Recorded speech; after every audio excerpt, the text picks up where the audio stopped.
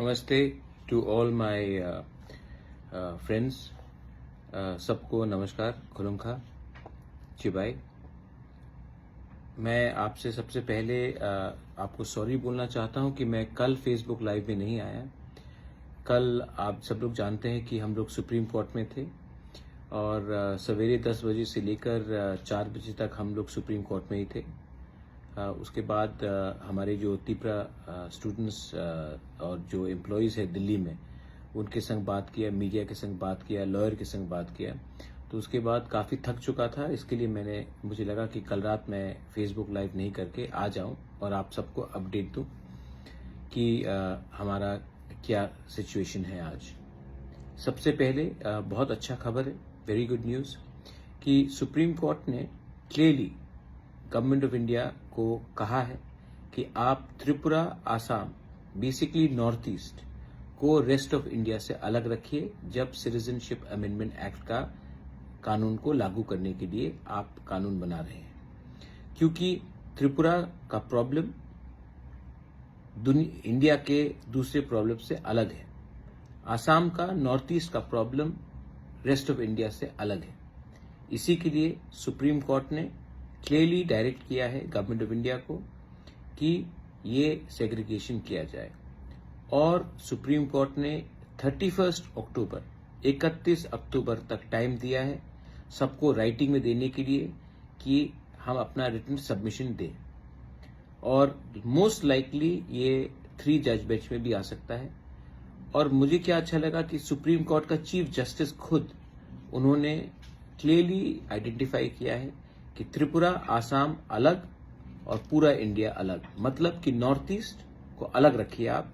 North east का problem अलग है, नॉर्थ ईस्ट का चैलेंजेस अलग है। नॉर्थ ईस्ट में इंडिजिनस लोग बहुत रहते हैं।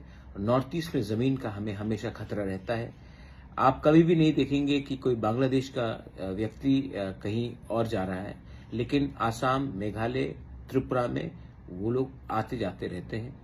इसी के लिए सिटीजनशिप अमेंडमेंट एक्ट में सुप्रीम कोर्ट ने हमारा पॉइंट ऑफ व्यू लिया है कि आप इसको पूरे इंडिया के संग क्लब नहीं कर सकते हो। This is a welcome decision. 31 अक्टूबर में इसका फिर से हियरिंग होगा। जहां तक चीफ जस्टिस ने ऑरली बताया है, मोस्ट लाइकली 3 जज बेंच होगा। ये हमारा पॉइंट था सबसे पहले। It's a good victory. दूसरा पॉइंट है, मुझे बहुत क्वेरीज आ रहे हैं रिगार्डिंग 10,323। मैंने हमारे कपिल सिब्बल जी, जो बहुत एमिनेंट लॉयर हैं, उनसे बात किया है और उन्होंने ये केस को अपने संग लेने के लिए उन्होंने हाँ भी कह दिया है। अब हम इसका एप्लीकेशंस फाइल कर रहे हैं और मुझे लगता है कि अगले 8 से 10 दिन के अंदर, दैट मीन्स आज है 13 तारीख, तो 23-24 तक हम इसको फाइल करने के लिए तैयार हो जाएंगे। और हमारा पूरा आशा है कि ये मामला एडमिट होगा। और देखिए, 10,323 टीचर्स में जो लोगों को नौकरी गया है, हमें सबको चांस देना चाहिए कि उनका भी जिंदगी वापस अपने पुराने लाइन में आ जाए। तो मैं इसमें पॉलिटिक्स नहीं करना चाहता हूं। मैं फिर से बोल रहा हूं 10,323 को, आप इसको पॉलिटिक्स में मत लाइए। मुझे आपका वोट नहीं चाहिए। बहुत लोग ने मुझे फोन करके कहा है कि महाराज आप हमें सपोर्ट करेंगे तो हम आपको वोट देंगे। मुझे आपका वोट नहीं चाहिए। मैंने आपको एक कमिटमेंट दिया था और मेरा कमिटमेंट था कि मैं आपका मामला कोर्ट में ले जाऊंगा और कोर्ट को तय करने दीजिए। पैसा का खर्च मैं करूंगा, ना पॉलिटिकल गेन चाहिए। मुझे अपने दिल के अंदर कुछ शांति चाहिए कि मैंने कुछ वादा किया था, मैं वो वादा पूरा कर रहा हूं। और मुझे आशा है कि अगर हम बड़े बड़े लॉयर्स को, अच्छे लॉयर्स को अगर इसमें रखेंगे तो कुछ ना कुछ सोल्यूशन निकलेगा। त्रिपुरा में हमें नौकरी चाहिए, त्रिपुरा में इकोनॉमिक डेवलपमेंट चाहिए। और उस समय अगर हम लोगों को नौकरी से हटा देंगे तो इकोनॉमिक डेवलपमेंट त्रिपुरा का कैसे होगा। त्रिपुरा में अगर आप एम्प्लॉयड को अनएम्प्लॉयड बनाएंगे तो आप इकोनॉमिक प्रोग्रेस त्रिपुरा में कैसे ला सकते हैं। तो 10,323 में, जहां में बहुत टीचर्स भी अपने गांव से हैं, रूरल एरिया से हैं, पहाड़ से हैं, उनका रिलीफ हमें उनको देना चाहिए। क्योंकि अगर टीचर्स ही अनएम्प्लॉयड हैं तो स्टूडेंट्स को कहाँ में शिक्षा मिलेगा? अगर गांव में स्टूडेंट्स ही अनएजुकेटेड है तो उसको नौकरी आने वाले दिन में कहाँ मिलेगा? तो एजुकेशन इज वेरी इंपॉर्टेंट, और मुझे लगा कि इस विषय में पॉलिटिक्स से हटकर ने ये मामला को आगे लिया तो ये हमारे लिए अच्छा रहेगा। दूसरा पॉइंट, तीसरा पॉइंट, मैंने बहुत सोचा है कि आने वाले दिन में अपने, this is for all my Tipra Motha workers, अपना ग्रेटर तिपरा लैंड का जो हमारा मूवमेंट है, तिपरा हा के लिए है, जो तिपरा सा का जो मूवमेंट है, सब लोग को लगता है कि ये मूवमेंट एक पार्टी का मूवमेंट है।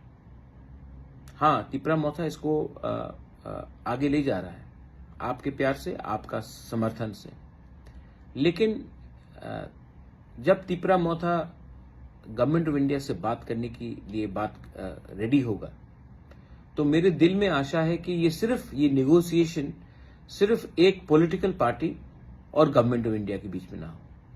मैं चाहता हूं कि जब हम गवर्नमेंट ऑफ इंडिया से अपने तिपरासा का constitutional solution, permanent solution in writing मांगे, तो उस समय, उस डायलॉग में हमें सिविल सोसाइटी, अपने हौदास, अपने ओकरास, चांताइस, चौधरी, सबका हमें समर्थन चाहिए। दूसरे पॉलिटिकल पार्टीज, एनजीओज, उनका भी समर्थन चाहिए, क्योंकि मैं एक फुल एंड फाइनल सेटलमेंट करना चाहता हूं। मैं जानता नहीं हूं कि कितने दिन तक ये मैं कंटिन्यू करूं, लेकिन मैं अपने लोगों को कुछ कॉन्स्टिट्यूशनली प्रोटेक्ट करना चाहता हूं, अपना जमीन, अपना पॉलिटिकल राइट्स, अपना इकोनॉमिक राइट्स, अपना भविष्य। तो अगर मुझे लगा कि ये सिर्फ तिपरा मोथा ही अकेला करेगा और इसमें और कोई शामिल नहीं होगा, तो ये गलत बात है। I think it's a wrong thing. तो मैं सोच रहा हूं कि आने वाले दिन में एनजीओज को, डिफरेंट पॉलिटिकल पार्टीज को, कोई हो, आईपीएफटी हो, जनजाति मोर्चा हो, एमबीबीडब्ल्यूएस हो, मूवमेंट फॉर कॉकबोरॉक हो, जॉइंट एक्शन कमेटी हो, इंजीनियर्स ग्रुप हो, टीएसएफ हो, जो भी हो, मैं अपने council of Tiprasa Hodas, Tipra chiefs, सबको मैं उनसे बात करके, उनको शामिल करके, मैं गवर्नमेंट ऑफ इंडिया से एक नेगोशिएशन करना चाहता हूं। अगर गवर्नमेंट ऑफ इंडिया सिर्फ एक पॉलिटिकल पार्टी से बात करेगा तो इसका सोल्यूशन नहीं निकलेगा। मैंने सोचा है, मैंने ऑब्जर्व भी किया है, टीएनवी अकॉर्ड साइन हुआ तो एटीटीएफ निकला, एटीटीएफ अकॉर्ड साइन हुआ तो एनएलएफटी निकला, उसके बाद आईपीएफटी ने कुछ अग्रीमेंट साइन किया विद गवर्नमेंट ऑफ इंडिया 2018 में, उसके बाद तिपरा मोथा निकला, आज तिपरा मोथा कुछ साइन करेगा, उसके बाद कोई और निकलेगा। मैं चाहता हूं कि हमारे लोगों को परमानेंट सोल्यूशन मिले, एक पार्टी का नहीं। अगर मैं सिर्फ अपने पार्टी की तरफ से देखूंगा तो मुझे शॉर्ट टर्म फायदा है, लेकिन अगर मैं लॉन्ग टर्म तिपरासा को कुछ देना चाहता हूं तो मुझे सबको लेके चलना है।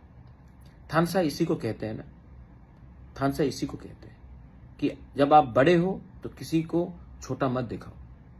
तो इसी के लिए मैं सोच रहा हूं कि आने वाले दिन में I will invite all groups, all NGOs, जिसको इंटरेस्टेड है, जो इंटरेस्टेड है हमारे तिपरासा का एक फाइनल सोल्यूशन के लिए। जब हम लोग दिल्ली जाकर बात करेंगे तो क्या सिर्फ एक पॉलिटिकल पार्टी बात करेगा कि दफा बात करेगा? और अगर दफा को बात करना है तो हमें एक ऑल सब ग्रुप को इनवाइट करके ये बात का constitutional solution, political solution, permanent solution for a booking बारा पीपल हमको डिस्कस करना चाहिए। ये मेरा थिंकिंग है।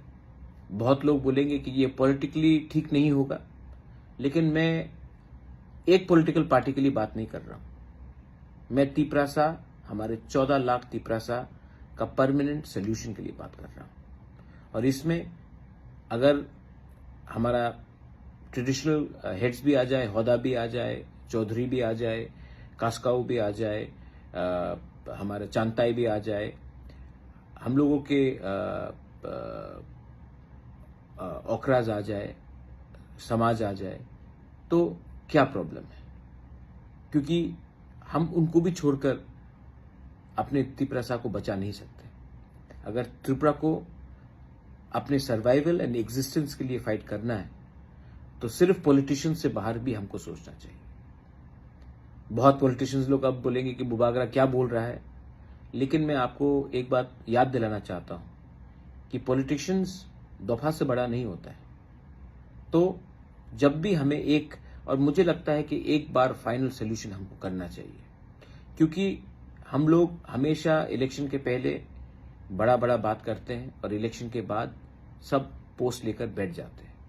मैं चाहता हूं कि गवर्नमेंट ऑफ इंडिया भी हमें सीरियसली ले, और गवर्नमेंट ऑफ इंडिया को अगर हमें सीरियसली लेना है तो हमें एक होकर एक आवाज में बात करना पड़ेगा।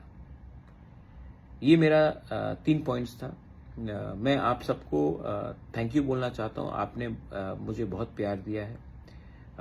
मैं आपके लिए फाइट कर रहा हूं फॉर यू, हेल्थ परमिटिंग। लेकिन मैं जानता हूं कि अगर तिपरासा नेशन को आगे बढ़ना है, then the youth need to be with me, the women need to be with me, the mothers need to be with me, and of course the entire society needs to be with me. अगर आपको लगता है कि मेरा दिल सफा है, अगर आपको लगता है कि मैं सही रास्ते में जा रहा हूं, अगर आपको लगता है कि मैं सिस्टम को चेंज करके कुछ हट के काम करना चाह रहा हूं, तो आप मुझे प्लीज सपोर्ट कीजिए।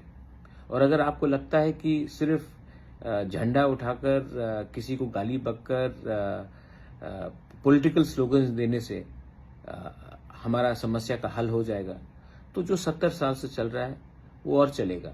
और जब 2025-26 में डिलिमिटेशन होगा, उसके बाद हमारे बारे कोई सोचने वाला भी नहीं है।